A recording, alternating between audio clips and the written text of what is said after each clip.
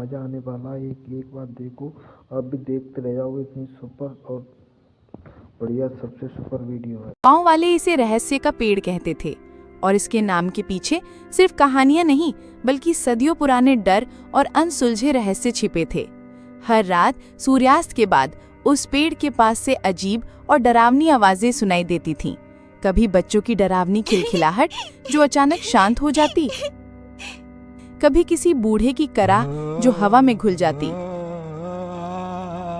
तो कभी पत्तों की सरसराहट के बीच किसी अदृश्य फुसफुसाहट का भ्रम, जैसे कोई प्राचीन आत्मा फुसफुसा रही हो। कुछ का मानना था कि पेड़ के नीचे प्राचीन काल का एक अतुलनीय खजाना छिपा है जिसे सिर्फ भाग्यशाली और पवित्र हृदय वाले ही पा सकते हैं, जबकि कुछ का मानना था कि वहां बुरी आत्माएं और भटकती प्रेतात्माएं वास करती हैं जो किसी भी राहगीर को अपने मायावी जाल में फंसाकर हमेशा के लिए कैद कर सकती हैं। इसी गहरे डर के कारण सूर्यास्त के बाद कोई भी उस पेड़ के पास जाने की हिम्मत नहीं करता था और दिन में भी लोग एक निश्चित दूरी बनाए रखते थे, जैसे पेड़ के चारों ओर एक अदृश्य अभेद्य घेरा हो। इसी गांव में रहता था रामू, एक गरीब किसान। उसकी छोटी सी झोपड़ी थी जिसकी टूटी हुई छत बारिश में टपकती थी और जिसकी दीवारें मिट्टी और गोबर से बनी थीं। वो अपने सूखे खेतों में दिन रात एक कर मेहनत करता था। सुबह सूरज उगने से पहले उठकर और रात ढलने के बाद थककर सोता था। लेकिन प्रकृति के क्रूर मार और भाग्य की निरंतर परीक्षा ने उसे कभी चैन से नहीं जीने दिया। उसका एक दोस्त था, शेखर, जो हमेशा जल्दी अमीर बनने के सपने देखता था और अक्सर हवाई किले बनाता रहता था। उसकी बातों में अक्सर लालच की चमक और जल्दबाजी की धुन होती थी। वो हमेशा आसान रास्तों की तलाश में रहता था, भले ही उसके लिए दूसरों को नुकसान पहुंचाना पड़े। गांव में सूरज, एक लालची और क्रूर व्यापारी जिसका सूदखोरी का धंधा पूरे गांव में फैला था, भी रहता था। सूरज किसी भी कीमत पर लोगों की जमीनें हथियाने और उन्हें अपने अधीन रखने को तैयार रहता था। और फिर थी कलावती, एक बुजुर्ग रहस्यमयी महिला जो गांव के बाहर एक टूटे फूटे घर में रहती थी। उसके बारे में कहा जाता था कि उसे जड़ी बूटियों और प्राचीन विद्या का गहरा ज्ञान था और कुछ लोग उसे डायन भी कहते थे, जबकि कुछ उसे गांव की पुरानी कहानियों का जीवित संग्रह मानते थे। कलावती का घर गांव के बाहरी छोर पर था, जहां जंगली झाड़ियां और सन्नाटा पसरा रहता था। लोग उससे डरते भी थे, उसकी रहस्यमयी शक्तियों और उसकी अजीबोगरीब हरकतों के कारण, और जरूरत पड़ने पर उसके पास जाते भी थे अपनी समस्याओं का हल ढूंढने या भविष्य जानने के लिए। रामू की जिंदगी मुश्किलों से भरी थी। लगातार 2 साल से सूखे की चपेट में उसके खेत बंजर हो रहे थे।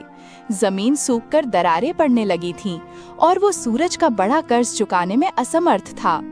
सूरज का कर्ज बढ़ता जा रहा था और उसकी आंखों में रामू की जमीन हथियाने की चमक साफ दिख रही थी, जैसे वो एक भूखा भेड़िया हो जो अपने शिकार का इंतजार कर रहा हो। एक सुबह जब रामू अपने खेत में निराश बैठा था, सूरज अपने कुछ लठैतों के साथ वहां आया। उसकी चाल में घमंड और आंखों में क्रूरता थी, जैसे वो अपने शिकार पर टूट पड़ने को तैयार हो। रामू, कब तक इस बंजर जमीन को सींचेगा? देख रहा हूं तेरी मेहनत भी अब पानी मांग रही है और तेरे हाथ की लकीरें भी सूख गई हैं। इसे मुझे बेच दे, मैं तुझे तेरी औकात से भी ज्यादा पैसे दूंगा ताकि तू अपनी झोपड़ी तो बचा सके और अपने परिवार को 2 वक्त की रोटी खिला सके। वैसे भी तेरा खेत अब किसी काम का नहीं। सूरज, ये जमीन मेरे बाप दादा की निशानी है। मेरी रगों में उनका खून है और ये जमीन मेरी आत्मा है। ये सिर्फ मिट्टी नहीं, मेरा वजूद है। मैं इसे नहीं बेचूंगा। चाहे कितनी भी मुसीबत आए, मैं अपनी आखिरी सांस तक इसके लिए लड़ूंगा। ठीक है, लेकिन याद रख, गरीबी और भूख तुझे झुकाएगी। जब भूख नाचती है तो जमीर भी बिक जाता है और इंसान अपने सिद्धांतों को भी भूल जाता है। वह अपने लठैतों के साथ चला गया, लेकिन उसकी आंखों में एक अजीब सी खतरनाक चमक थी, जैसे उसने कोई बहुत बड़ी गुप्त योजना बना ली हो। रामू जानता था कि सूरज सिर्फ धमकी नहीं दे रहा था, बल्कि वह अपनी बात पर अटल था और कुछ बड़ा करने की फिराक में था।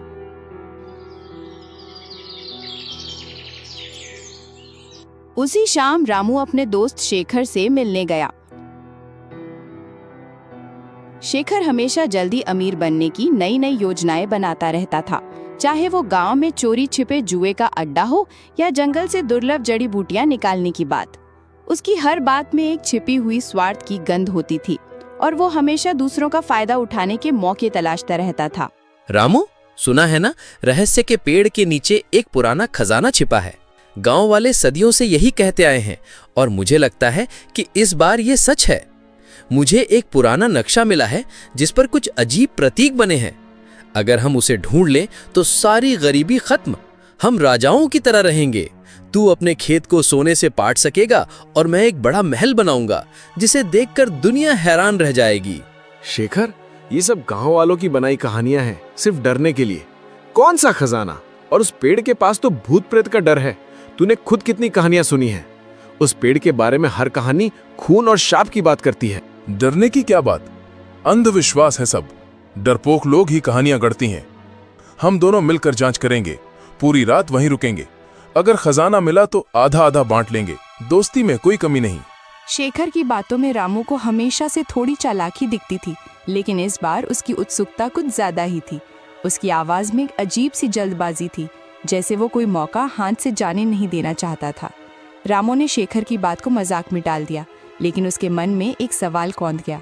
क्या वाकई उस पेड़ में कोई रहस्य था और शेखर की इतनी उत्सुकता के पीछे सिर्फ दोस्ती थी या कुछ और? क्या उसने सूरज की योजना के बारे में कुछ सुन लिया था या उसके पास वाकई कोई नक्शा था? शेखर के पास कौन सा नक्शा था? क्या वो वाकई रामू का दोस्त था या उसकी अपनी कोई छिपी मंशा थी जिसे वो दोस्ती की आड़ में पूरा करना चाहता था? सूरज की चाल क्या थी?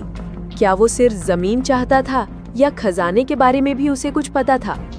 क्या शेखर ने सूरज की बात सुन ली थी और वो पहले खजाना पाना चाहता था? अगले दिन गांव में एक अजीब सी अफवाह फैली। कहा गया कि कलावती, वो बुजुर्ग रहस्यमयी महिला जिसने कई दशकों से गांव से दूरी बना रखी थी, ने रहस्य के पेड़ के बारे में कुछ देखा था। एक सपना, एक दर्शन या शायद कोई प्राचीन भविष्यवाणी जो सदियों से छिपी थी।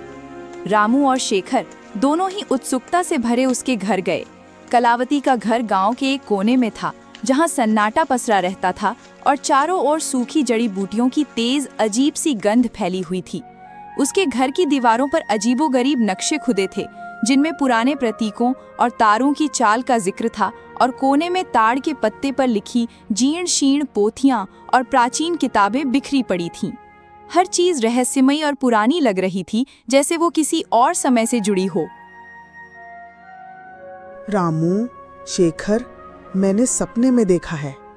उस बरगद के नीचे एक प्राचीन खजाना है जो केवल सच्चे दिल वाला पा सकता है। लेकिन सावधान, उस पेड़ की रक्षा एक बहुत पुरानी शक्तिशाली अदृश्य शक्ति करती है। वो शक्ति हर उस व्यक्ति पर कहर ढाती है जिसकी नीयत में खोट हो, जो लालच से भरा हो। उसके लिए पेड़ एक भयानक जाल बन जाता है जहां से कोई वापस नहीं लौटता। कलावती माँ, हमें वो खजाना चाहिए। बताओ क्या करना होगा? हम कुछ भी करेंगे। मैं अपनी जान भी दांव पर लगाने को तैयार हूँ। मुझे वो नक्शा मिला है, क्या वो सच है? कलावती ने एक पुरानी जीर्ण शीर्ण किताब निकाली, जिसके पन्ने पीले पड़ चुके थे और उन पर अजीब सी भाषा में कुछ लिखा था जिसे कोई नहीं पढ़ सकता था। इस किताब में लिखा है कि खजाने को पाने के लिए 3 चीजें चाहिए: साहस, विश्वास और बलिदान। लेकिन रास्ता धोखे और मायाजाल से भरा है। हर कदम पर परीक्षा होगी, हर मोड़ पर जाल बिछे होंगे जो तुम्हारी आत्मा को परखेंगे। उसने एक पन्ना दिखाया जिस पर एक जटिल प्रतीक बना हुआ था, जो शेखर के नक्शे पर बने प्रतीक जैसा ही था। ये प्रतीक हमें सही रास्ता दिखाएगा, लेकिन इसे समझना आसान नहीं। ये सिर्फ उन्हीं के लिए है जो इसे समझने के योग्य हैं। जो इस प्रतीक को समझेगा वही पहला कदम उठा पाएगा। उसने फिर वो पन्ना छिपा लिया। रामू को कलावती की बातों पर पूरी तरह यकीन नहीं हुआ। उसे लगा कि कलावती कोई खेल खेल रही है या उसे भ्रमित कर रही है। उसने पूछा, कलावती माँ, तुम्हें ये सब कैसे पता? क्या तुम हमें बेवकूफ बना रही हो या तुम हमें अपने किसी जाल में फंसाना चाहती हो? ये सिर्फ कहानियां हैं या कुछ और? रामू, सच्चाई को जानने के लिए साहस चाहिए और मुझ पर विश्वास करने के लिए भी। अगर तुम तैयार हो और तुम्हारी नीयत साफ है तो आज रात हम पेड़ के पास जाएंगे। वहाँ तुम्हें पहला संकेत मिलेगा, एक ऐसा संकेत जो तुम्हें बताएगा कि तुम सही रास्ते पर हो या नहीं, और तुम्हारे सामने पहली पहेली आएगी। कलावती ने फिर से उस पन्ने पर हाथ रखा जिस पर प्रतीक बना था, और एक पल के लिए उसकी आंखों में एक अजीब सी चमक आई, जैसे वो कोई गहरा रहस्य छिपा रही हो या वो खुद उस रहस्य का हिस्सा हो। रामू को लगा कि उसने कुछ और भी छिपाया है, कुछ ऐसा जो इस कहानी को पूरी तरह बदल सकता है। क्या कलावती शेखर के नक्शे के बारे में जानती थी? कलावती की बातों में कितनी सच्चाई थी? क्या वो वाकई खजाना ढूंढने में मदद करना चाहती थी या उसका कोई और मकसद था? क्या वो कोई रहस्य छिपा रही थी, और अगर हाँ तो क्यों? क्या वो इस खजाने के बारे में पहले से जानती थी या वो इस पेड़ से जुड़ी किसी प्राचीन परंपरा का हिस्सा थी? शेखर का नक्शा कितना सही था? रामू, शेखर और कलावती ने रात को पेड़ के पास जाने की योजना बनाई। सूरज को इसकी भनक लग गई क्योंकि उसके जासूस पूरे गांव में फैले हुए थे जो उसे हर छोटी बड़ी खबर देते थे। वह चुपके से उनके पीछे चल दिया। उसकी नीयत खजाने पर थी और वह किसी भी कीमत पर उसे हासिल करना चाहता था, भले ही उसे किसी की जान लेनी पड़े। रात के अंधेरे में बरगद का पेड़ पहले से कहीं ज्यादा डरावना लग रहा था। उसकी विशाल जड़ें सांपों की तरह जमीन पर फैली हुई थीं, जो अंधेरे में और भी भयानक दिख रही थीं, और उसकी मोटी शाखाएं आसमान को छू रही थीं, जैसे वे डरावने हाथ हों जो उन्हें अपनी ओर खींच रहे हों या उन्हें फाड़ने को तैयार हों। हवा में साई साई की एक अजीब सी आवाज़ थी, जैसे पेड़ खुद कोई रहस्य फुसफुसा रहा हो या किसी अदृश्य आत्मा की कराह हो, और पेड़ की शाखाएं मानो जीवित होकर हिल रही थीं, जैसे वे उन्हें अंदर आने से रोकना चाहती हों या उन्हें चेतावनी दे रही हों। रामू का दिल जोर जोर से धड़क रहा था। उसे अपनी माँ की सुनाई डरावनी कहानियां याद आ रही थीं, जिनमें पेड़ आत्माओं का घर था और उसकी जड़ें नरक का रास्ता। शेखर, ये जगह ठीक नहीं लग रही। मुझे कुछ अजीब सा महसूस हो रहा है। हमें वापस चलना चाहिए। ये सब मजाक नहीं है। यहाँ कुछ अदृश्य शक्ति है जो हमें अंदर नहीं जाने देगी। अरे अब पीछे नहीं हटना, खजाना हमारे सामने है। सोचा था कि तू बहादुर है रामू, क्या तू इन कहानियों से डर गया? ये सिर्फ हवा की आवाजें हैं। चुप रहो दोनों, हमें किताब के निर्देशों का पालन करना होगा। डरोगे तो खजाना कभी नहीं मिलेगा। ध्यान से देखो, पेड़ तुम्हें बुला रहा है। ये तुम्हें रास्ता दिखाएगा, लेकिन तुम्हें अपनी आत्मा को शुद्ध रखना होगा।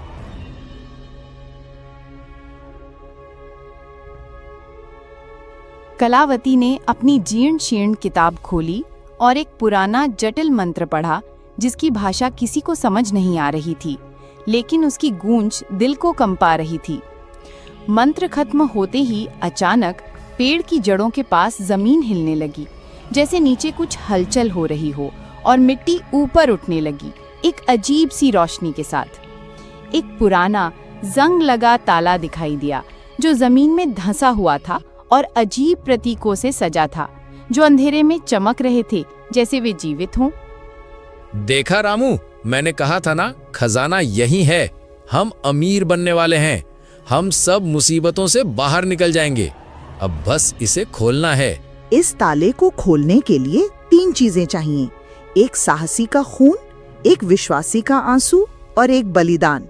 ये तीनों चीजें एक साथ पवित्र भावना से अर्पित की जानी चाहिए।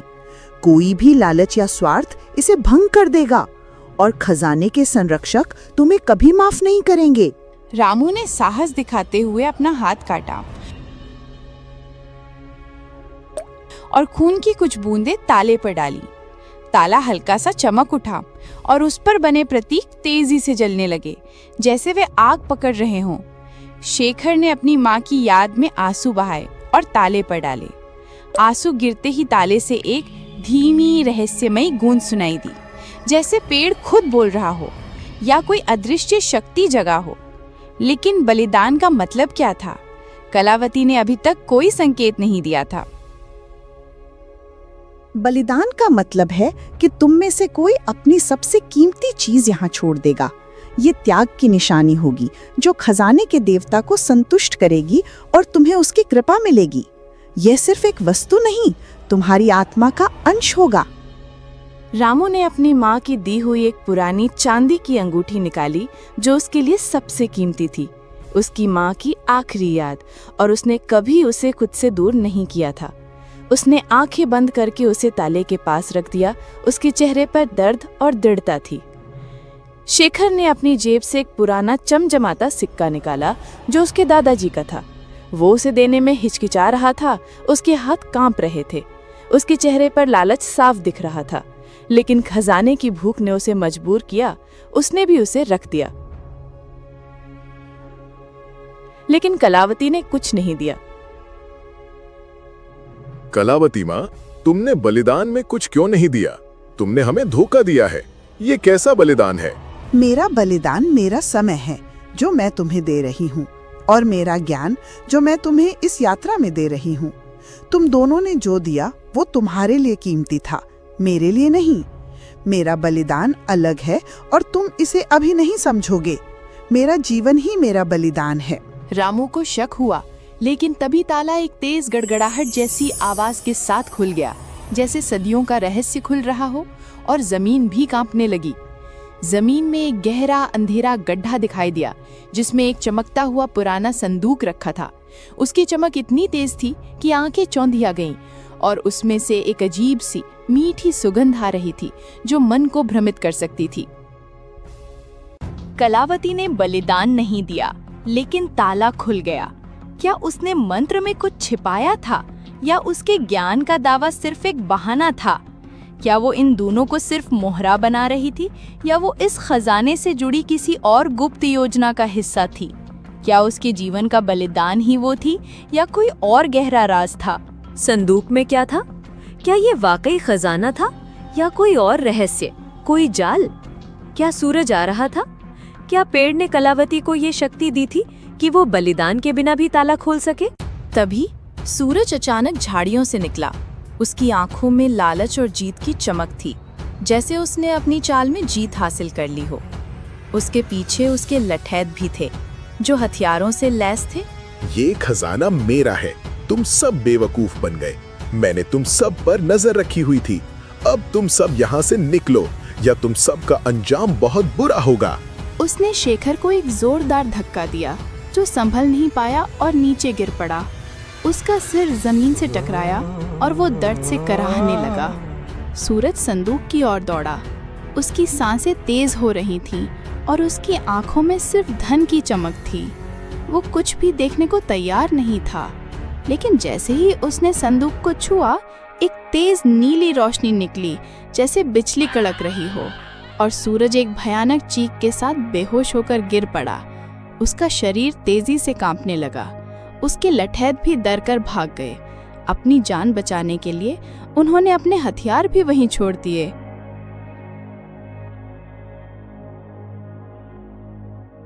ये क्या हुआ?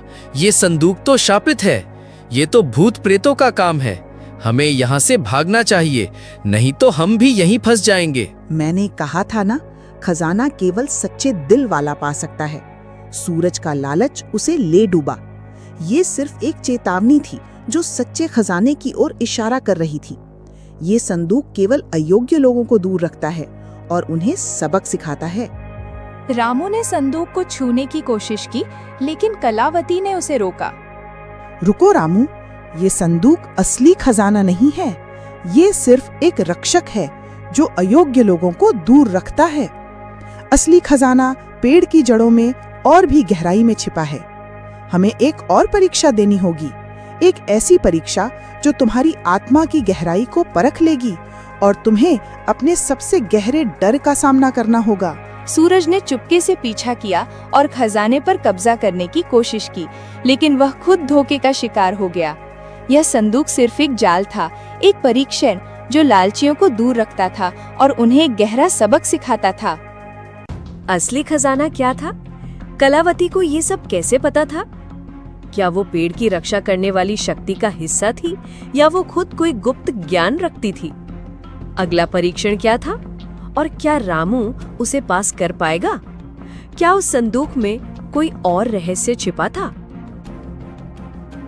कलावती ने अपनी जीर्ण शीर्ण किताब से एक और मंत्र पढ़ा जो पहले वाले से भी ज्यादा जटिल और पुराना था, और उसकी आवाज में एक अजीब सी गूंज थी। मंत्र खत्म होते ही पेड़ की जड़ों से एक छोटा सा चमकीला पौधा निकला जिसके फूल सुनहरे थे और उनसे एक दिव्य मनमोहक सुगंध आ रही थी जो मन को शांत कर रही थी। ये फूल सामान्य फूलों से बिल्कुल अलग थे। वे हवा में तैर रहे थे जैसे वे इस दुनिया की न हों, और उनकी चमक अंधेरे में रास्ता दिखा रही थी जैसे वे स्वयं प्रकाश हों। ये फूल अमर हैं।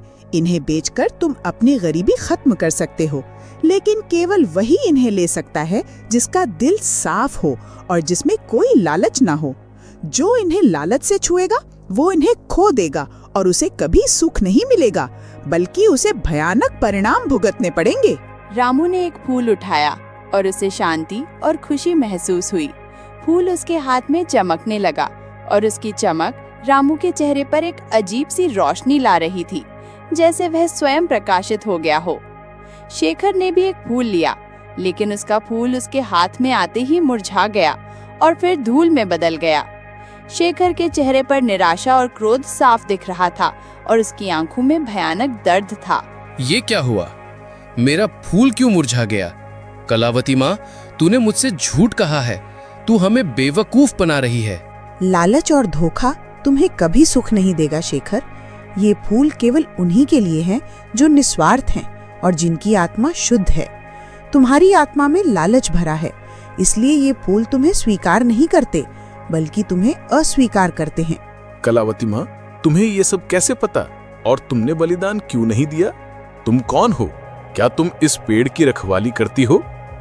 रामू, मैंने तुम्हें रास्ता दिखाया। मेरा बलिदान मेरी सच्चाई थी। मेरा विश्वास था कि तुम इसे ढूंढ सकते हो, और तुम में वो सच्चाई थी। मैं इस पेड़ की संरक्षक नहीं हूँ, लेकिन मैं उन प्राचीन ज्ञान की रखवाली करती हूँ जो इस खजाने तक पहुँचाते हैं।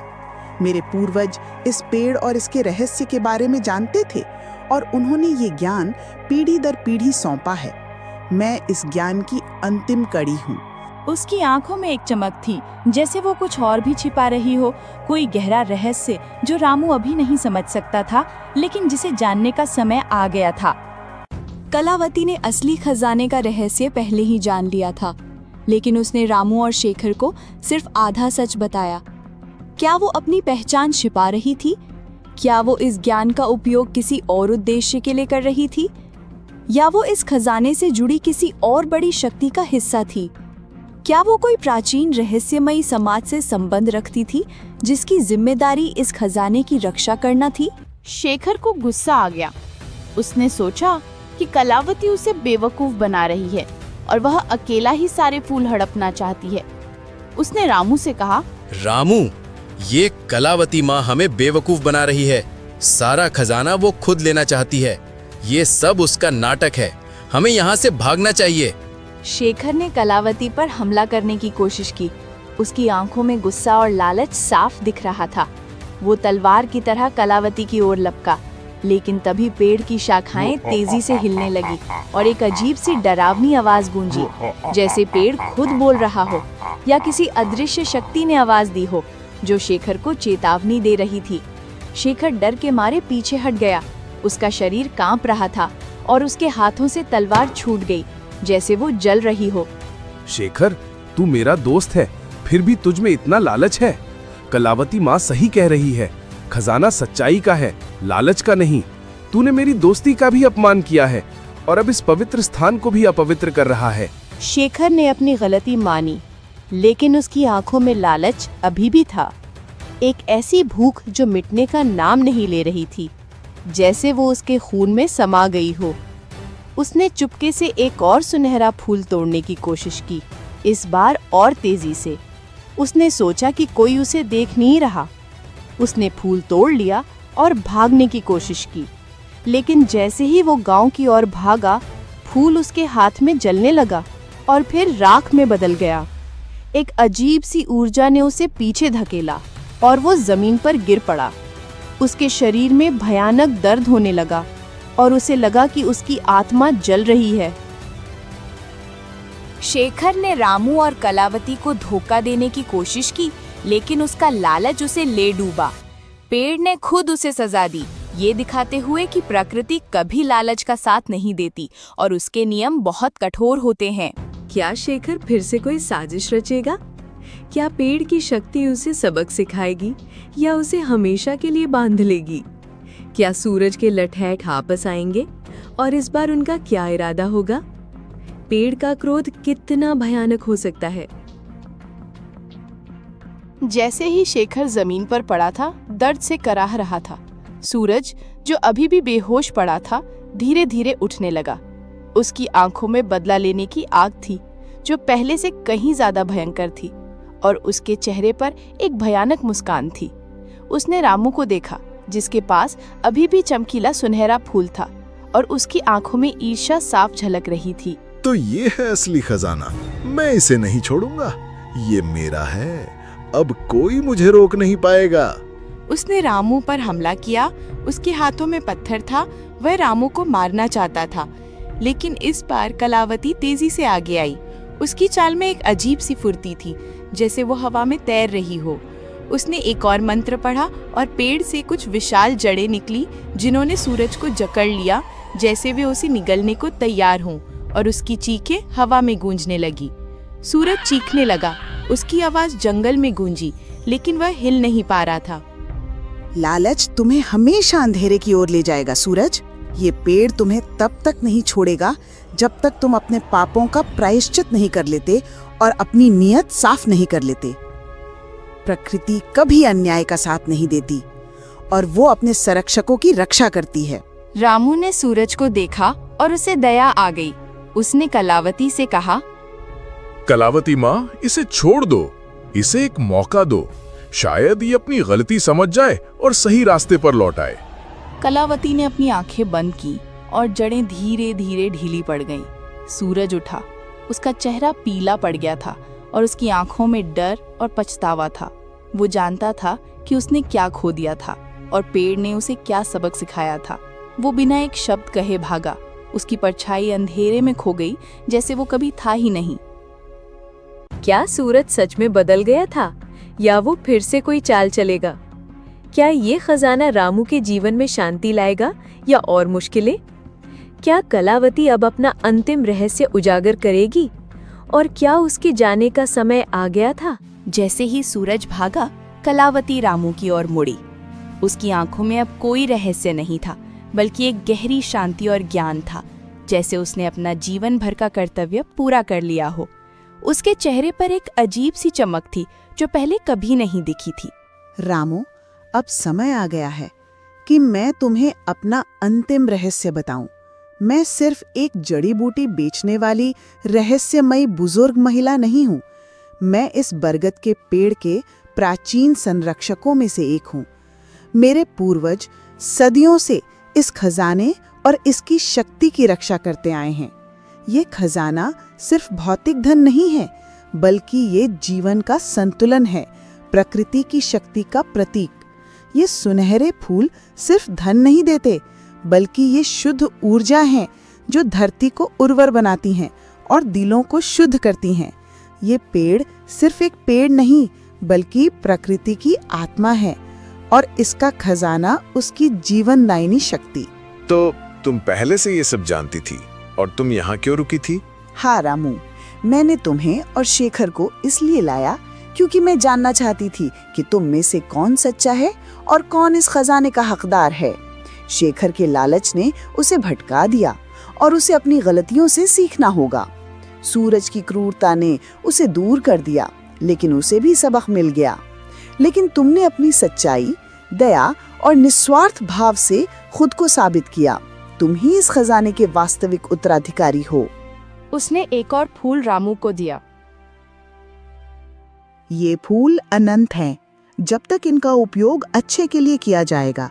जब तुम इन्हें बेचोगे तो ये तुम्हारी गरीबी दूर करेंगे, लेकिन इनका असली मूल्य तुम्हारी मेहनत और ईमानदारी से बढ़ेगा और ये तुम्हारी आत्मा को और भी शुद्ध करेंगे।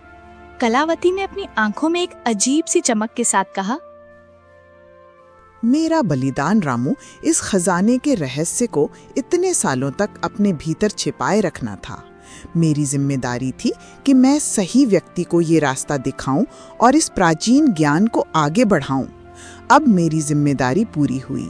इस पेड़ की दोस्तों देखो, ये आपने लास्ट वीडियो देखी होगी, आपको भी मज़ा आया होगा। इस वीडियो में बहुत अच्छी वीडियो थी, आपने भी देखा होगा ऐसे सुपर वीडियो, और आपको ये बहुत अच्छा लगा होगा इस वीडियो के लिए। तो मैं आपसे कहता हूँ कि एक लाइक और एक सब्सक्राइब जरूर करें।